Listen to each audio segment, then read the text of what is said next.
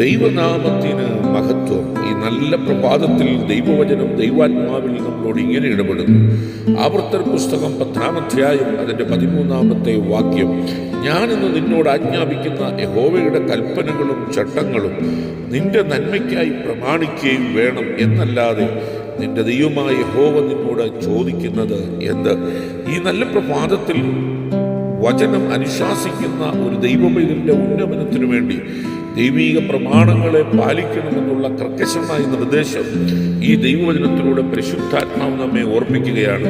പലപ്പോഴും ജീവിതയാത്രയിൽ പലപ്പോഴും നാം പരാജയപ്പെട്ടു പോകുമെന്ന് തോന്നുന്ന, ഭയപ്പെടുന്ന ചില ദിനരാത്രങ്ങളിൽ ദൈവീക കൽപ്പനകളുടെ ശ്രേഷ്ഠതകളെ തിരിച്ചറിഞ്ഞ് അവയെ മുറുകപ്പിടിച്ച് ദൈവീക പ്രസാദത്തിലൂടെ മുമ്പോട്ട് നാം നടക്കേണ്ടവരാകുന്നു എന്നുള്ള ഒരു വലിയ സന്ദേശവും ഈ ദൈവവചനത്തിലൂടെ നമുക്ക് ലഭിക്കുകയാണ്.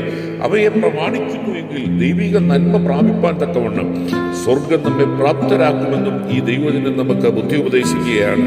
ദൈവം ചോദിക്കുന്നത് മറ്റൊന്നുമല്ല, ദൈവിക കൽപ്പനകളുടെ പ്രമാണത്തിൽ നാം വിശ്വസ്തരായി നിന്നുകൊണ്ട് ദൈവത്തെ പ്രസാദിപ്പിക്കുന്ന നിലവാരങ്ങളിലേക്ക് എത്തിച്ചേരണമെന്ന് ഈ ദൈവവചനം നമ്മെ ഓർപ്പിക്കുന്നു. ആകയാൽ ഈ നല്ല പ്രഭാതത്തിൽ ഈ ദൈവവചനത്തിന് മുമ്പാകെ നമുക്ക് കീഴ്പ്പെടാം. ഈ ദൈവവചനത്തിൽ പൂർണ്ണമായി വിശ്വസിക്കുകയും യഹോവയുടെ കൽപ്പനകളെയും ചട്ടങ്ങളെയും നമ്മുടെ നന്മയ്ക്കായി ദൈവിക നാമ മഹത്വത്തിനായി പ്രമാണിക്കുന്നവരുമായി തീരുവാൻ നമുക്ക് ഓരോരുത്തർക്കും ഇടയായി തീരട്ടെ. പരിശുദ്ധ പിതാവേ, ഈ ശബ്ദം കേൾക്കുന്ന ഓരോ പ്രിയപ്പെട്ടവരെയും നിന്റെ ദാസൻ അനുഗ്രഹിച്ച് ഈ പകൽക്കാലം പ്രാർത്ഥിക്കുന്നു.